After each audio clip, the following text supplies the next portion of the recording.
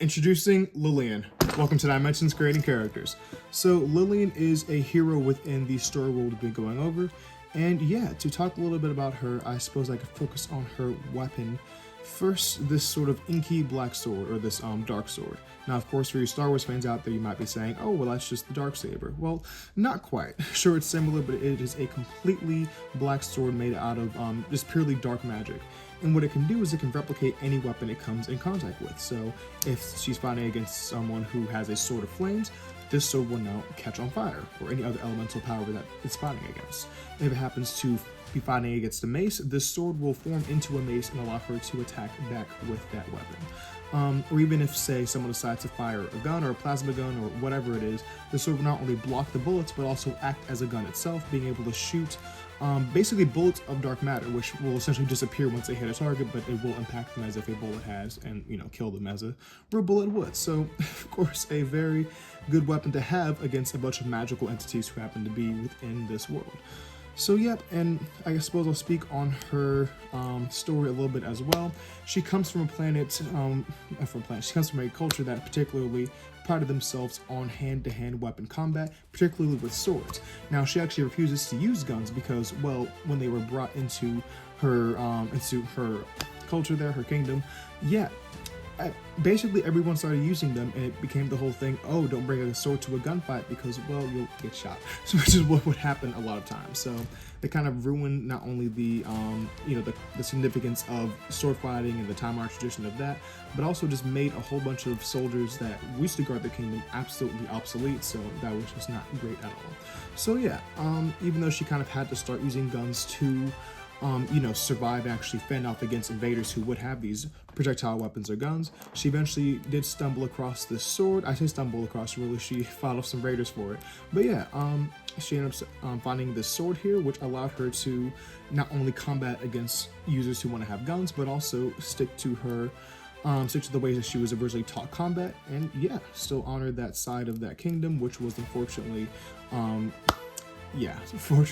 taken away from her. But yes, the last thing I'll add is a little bit about her family, just because I think it's a little bit relevant. So, actually, yeah, she's a part of a team that I talked about a while back on the channel, about a year ago, actually, I'm just realizing. But yeah, so if you go back to a playlist called the Ravi Clan, if you're on TikTok, I'm terribly sorry, you may have to actually subscribe to YouTube to find that playlist. I mean, you could just scroll all the way back, but that might be a lot. But either way, on my YouTube channel, there's a playlist of characters called the Ravi family, or the Ravi Clan. And yeah, it has characters called Omar, Ramo, Tamara, or Tammy. I've changed her name, so it's probably going to be Tammy, but it should be Tamara. And then, yeah, a character named Crazy Uncle Mike. Those four characters were crash landed on the moon Xandar, and the main heroes in the story actually meet those characters. Why is that relevant? Because one, I've added a few characters to that team. If you go there now, you'll see a new video added that goes over characters named Hyro, Asher, and Percy. Yeah, originally I had them as characters as a part of a spy organization of a different kingdom, but I rewrote their characters recently to be on that team. Why? Because this character is, actually, yeah, their mom happens to be the mother of Hyro and Asher. Not Percy. Percy is a droid, or a robot, so, not necessarily there. But at least for those two brothers, Hyro and Asher, she is their mom, and I have rewritten those two characters, at least Hyro and Asher, along with Percy, to be a part of that family. I don't know, I just felt like they fit there a lot more within the story, helped it to flow a bit better, and yeah, allowed me to create a new character here of Lillian. So yeah, a few different things. And of course, I say all that to say, yesterday was Mother's Day, so I felt that not only did I get to introduce a new character, but also, yeah, she happens to be a mom, so that's pretty cool there. But yeah, so with that being said, I won't go too deep in on everything else, at least for the familial connections. I definitely wanted to focus, hey, here she is, here's her unique weapon, and here's why she uses it.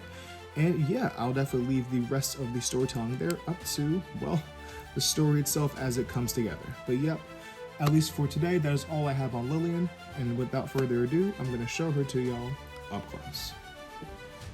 And here we have Lillian. Thank y'all so much for watching. As always, tune in next time to see more characters, and have a great rest of your day.